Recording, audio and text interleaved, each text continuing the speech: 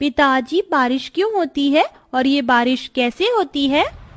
बारिश पानी से जो भाप बनती है उसकी वजह से होती है।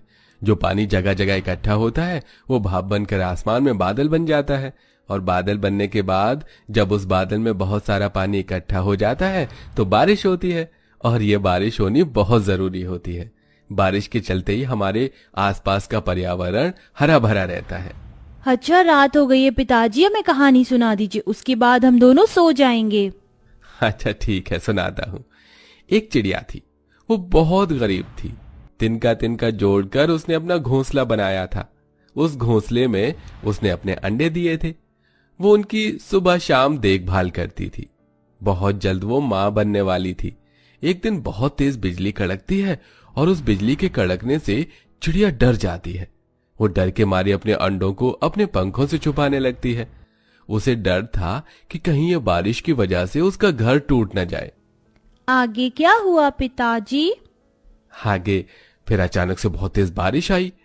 आंधी तूफान की वजह से चिड़िया का घोंसला टूट गया, और उसके अंडे पेड़ से गिरकर नीचे टूट गए।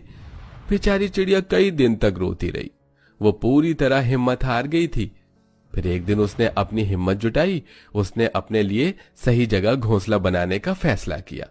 उसने बहुत बड़ा पेड़ ढूंढा, उसमें अपने लिए जगह बनाई। उसने तिनका तिनका जोड़कर घोंसला बनाया और अपने अंडे दिए।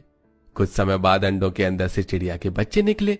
अब वो चिड़िया अपने परिवार के साथ हंसी खुशी रहने लगी। बस कीजिए, अब तो कहानी खत्म हो गई। अब तुम दोनों सो जाओ, तुम्हारे बाबा को कल खेतों पर काम करने भी जाना है। आनंद बहुत गरीब किसान था। उसकी 2 बेटियां थीं और एक पत्नी, जिनका गुजारा करने के लिए वो खेती बाड़ी करके कुछ पैसे कमा लिया करता था। लेकिन बारिश ने अपना अलग ही कहर मचा रखा था। हे भगवान, ये बारिश तो रुकने का नाम ही नहीं ले रही। अब मैं अपने खेतों पर कैसे जाऊंगा? थोड़ी देर रुक जाइए, बस रुक ही जाएगी बारिश भी। आजकल 2 घंटे तक तो बारिश होती ही है। गायत्री के कहने पर आनंद शांत हो जाता है। अपने पिता को इतना परेशानी में देख दोनों बेटियां उसके पास जाकर बैठ जाती हैं। क्या हुआ पिताजी, परेशान क्यों हो आप? क्या बताऊं बेटी, जरा बरसात को देखो। इस बरसात में मैं अपनी खेती को कैसे उपजाऊ बनाऊंगा? पानी तो फसल उगाने ही नहीं देगी। पिताजी, आप अकेले खेतों पर जाते हो, आज हम भी आपके साथ चलेंगे आपकी मदद करवाने के लिए। नहीं बेटा, तुम दोनों घर पर ही रहना। तुम लड़कियां हो, ये सब काम तुम्हारे लिए नहीं बने। पिताजी, भले ही हम लड़कियां हैं, लेकिन हम आपकी बेटियां हैं, बिल्कुल बेटों के समान। हमें किसी से कम मत समझिए, हम आपकी मदद जरूर करवाएंगे पिताजी। आनंद मुस्कुराकर अपनी दोनों बेटियों को गले से लगा लेता है। भले भगवान ने मुझे कुछ नहीं दिया, लेकिन भगवान ने मुझे कोहिनूर जैसी बेटियां दी हैं।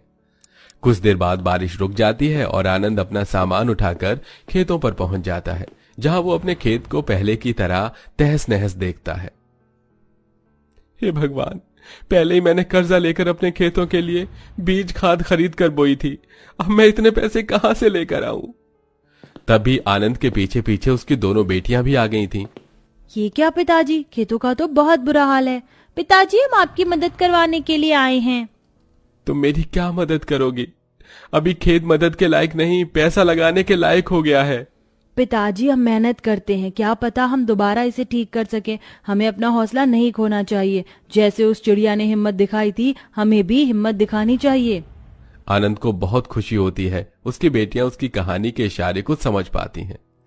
चलो कोशिश करते हैं।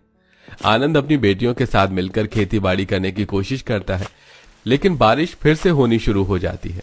लेकिन बारिश में भीगते भीगते वो पीछे नहीं हटते, वो काम करते रहते हैं। पूनम अपने पिता का हर काम में हाथ बटाती है। ऐसे ही देखते देखते खूब मेहनत के बाद वो लोग वापस घर आते हैं। आज मेरी दोनों बेटियों ने बहुत मेहनत की। आज मेरी दोनों बेटियों को एक एक रोटी एक्स्ट्रा देना। रोटी तो तब दूंगी जब खाने के लिए राशन होगा। घर में एक दाना तक नहीं है, खाना कहाँ से बनाऊं? अब तो मेरे पास पैसे भी नहीं हैं। लेकिन हमारे पास सब्जियां हैं। तुम्हारे पास सब्जियां कहाँ से आई? जैसे आप खेती करते हो वैसे ही मैं और दिशा, जब हम दोनों खेलते हैं तो हम घर के पीछे की तरफ थोड़ी सी जगह में आपकी तरह सब्जी उगाने की कोशिश करते हैं। हमारे वहाँ पर हमने सब्जियों के छिलके से बैंगन की सब्जी और गोभी आलू उगाया हुआ है। ये सुनकर गायत्री और आनंद दोनों हैरान होते हैं। बाहर बहुत जोरों से बारिश हो रही थी। वो दोनों भीगते हुए अपने घर के पीछे की तरफ जाते हैं, जहां उन्हें थोड़ी सी जगह में बैंगन, आलू, गोभी नजर आते हैं। अरे देखा गायत्री, हमारी दोनों बेटियां कितनी समझदार हैं। जब हमारी बेटियां हुई थी तब मैं ये सोचती थी कि काश हमारा कोई बेटा हुआ होता, लेकिन अब मुझे अपनी बेटियों पर बहुत नाज है। तभी आंधी तूफान चलने लगते हैं। गायत्री फौरन आलू, गोभी, बैंगन तोड़कर घर के अंदर ले आती है। चलो जो भी है इसे ही बना लेती हूँ, रोटी नहीं सब्जी ही खाकर गुजारा कर लेंगे। गायत्री घर का चूल्हा जलाती है, लेकिन उतने में आंधी तूफान की वजह से उनके घर की छत उड़ जाती है और घर के अंदर पानी टपकने लगता है। घबराकर आनंद अपनी दोनों बेटियों को गले से लगा लेता है। चलो चलो, यहाँ से बाहर चलो, कभी भी ये घर गिर सकता है, इसकी छत उड़ गई है। आनंद अपनी दोनों बेटी और अपनी पत्नी को लेकर घर के बाहर एक बड़े से पेड़ के नीचे आकर रुकता है। वो सभी उस पेड़ को पकड़ लेते हैं। पिताजी पिताजी, मुझे बहुत डर लग रहा है। पिताजी पिताजी, ये सब क्या हो रहा है? हौसला रखो बेटियों, तुम्हें कुछ नहीं होगा। आनंद अपने परिवार को समेट कर आंधी तूफान से सुरक्षित करता है। जब आंधी तूफान थम जाते हैं तो वो देखते हैं कि उनका घर पूरी तरह से तहस नहस हो गया। वो नजारा देखकर आनंद फूट फूट कर रोने लगता है। हे भगवान, ये क्या हो गया? मैं तो कहीं का नहीं रहा, सब कुछ बर्बाद हो गया, कुछ नहीं बचा, सब खत्म हो गया। उस चिड़िया की तरह हमसे हमारा सब कुछ छिन गया। पिताजी हौसला रखिए, सब कुछ ठीक हो जाएगा। हमसे हमारा सब कुछ छिन गया, अब कहाँ से हौसला रखेंगे बेटी? आनंद और गायत्री दोनों रोने लगते हैं। आनंद अपने परिवार को लेकर अपने खेतों के पास पहुंचता है तो वो देखता है कि उसकी सारी मेहनत पानी में मिल गई और उसके सारे खेत बंजर जमीन में बदल गए। सब ठीक हो जाएगा पिताजी, हम दोबारा से मेहनत करेंगे। दोनों बेटियां मिलकर जो भी वहां लकड़ियां पड़ी होती हैं यहाँ वहां उन्हें इकट्ठा करती हैं। इधर उधर उन्हें कई सारी पन्नियां और कपड़े भी मिल जाते हैं। वो उनसे अपना झोपड़ी जैसा घर बनाने की कोशिश करती हैं। उनके पास हौसला देखकर आनंद के अंदर भी हिम्मत आ जाती है और वो भी अपनी बेटियों के साथ मिलकर घर बनाने में उनकी मदद करता है। पिताजी, हमारे घर के चारों तरफ हम पन्नी लगा देंगे तो बारिश का पानी घर के अंदर नहीं आएगा, और अब हम लोग यहाँ खेतों के पास ही रहेंगे और खेतों की रखवाली भी करेंगे। ये लो दीदी, मैं थोड़ी सी लकड़ियां और लेकर आ गई हूँ। उनको एक साथ काम करते हुए देख गायत्री भी मिट्टी का चूल्हा बनाकर उसी पर खाना बनाने लगती है।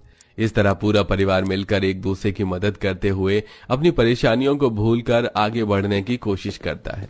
अपनी दोनों बेटियों की हिम्मत देखकर आनंद को बहुत सुकून मिलता है और वो रोजाना अपनी बेटियों के साथ मिलकर खेतों में खेती बाड़ी करता है और फसल उगाता है।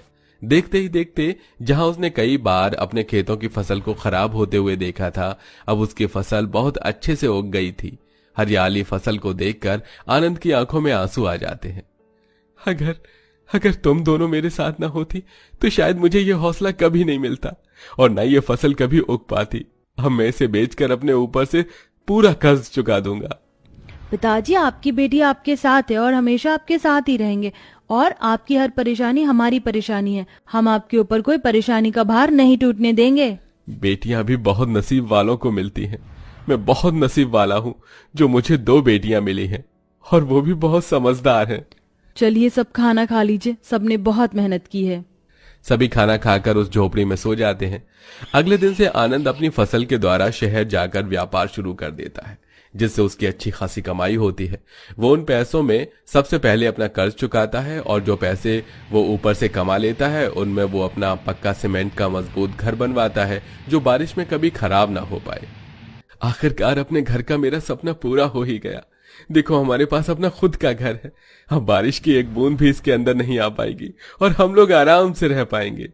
हाँ पिताजी, आपने बिल्कुल सही कहा। और अब से तुम अपने स्कूल और कॉलेज भी जाना शुरू करोगी।